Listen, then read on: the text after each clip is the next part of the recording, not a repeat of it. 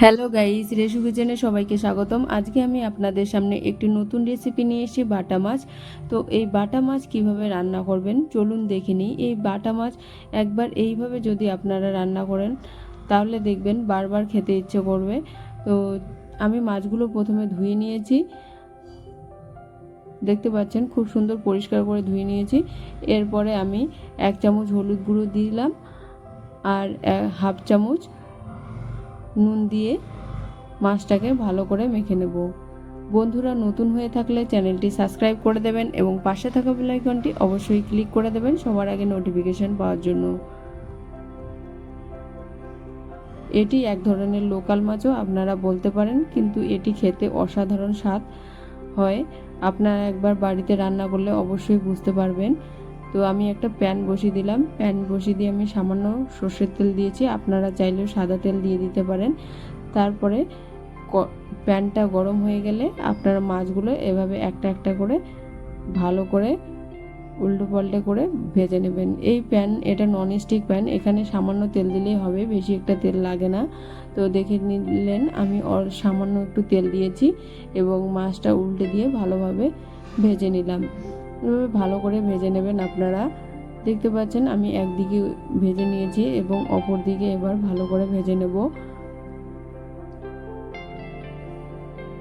তো এই বাটা মাছ রান্নার জন্য আমি একটা পেঁয়াজ গ্রেট করে নিয়েছি আর স্বাদ পরিমাণ মতো ঝাল যেরকম খেতে চান সেই রকম লঙ্কা দিয়ে নেবেন। এরপর দেখাচ্ছে মাছগুলো খুব সুন্দর ভাজা হয়ে গেছে, আমি একটা প্লেটে তুলে নিয়েছি।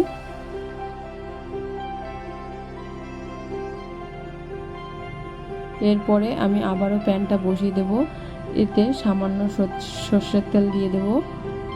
দেওয়ার পরে আমি পেঁয়াজটা আর গ্রেট করা লঙ্কাটা দিয়ে দেব, দিয়ে এতে সামান্য নুন দেব, 1 চামচ হলুদ গুঁড়ো, 1 চামচ কাশ্মীরি লঙ্কার গুঁড়ো, 1 চামচ জিরে গুঁড়ো দিয়ে এটাকে একটু ভালো করে কষিয়ে নেব। কোনো জল দেব না, নর্মালি 2 মিনিট এভাবে ভালোভাবে লো মিডিয়ামে একটু ব্রাউন কালারের মতো করে নেব। খুব একটা ব্রাউন কালার করব না, নর্মালি একটু কালার চলে আসলে দেখতে পাচ্ছেন এরকম করে নেবেন। আমি দেখিয়ে দিচ্ছি, দেখুন খুব সুন্দর এরকম মশলাটা তৈরি করে নেবেন।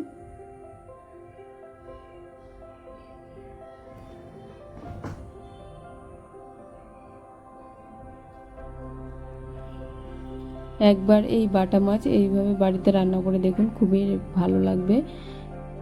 আমি 1 কাপ পরিমাণ জল দিয়ে দিলাম, আপনারা মাছের পরিমাণ বা মশলার পরিমাণ দেখে জল দিয়ে দেবেন।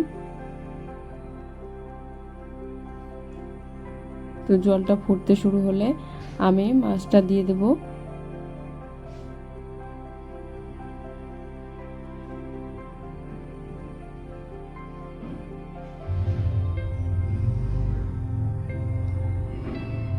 দেখতে পাচ্ছেন এই সময় একটু গ্যাসের আঁচটা লো মিডিয়ামে রাখবেন না, মিডিয়াম ফ্লেভারে রাখবেন।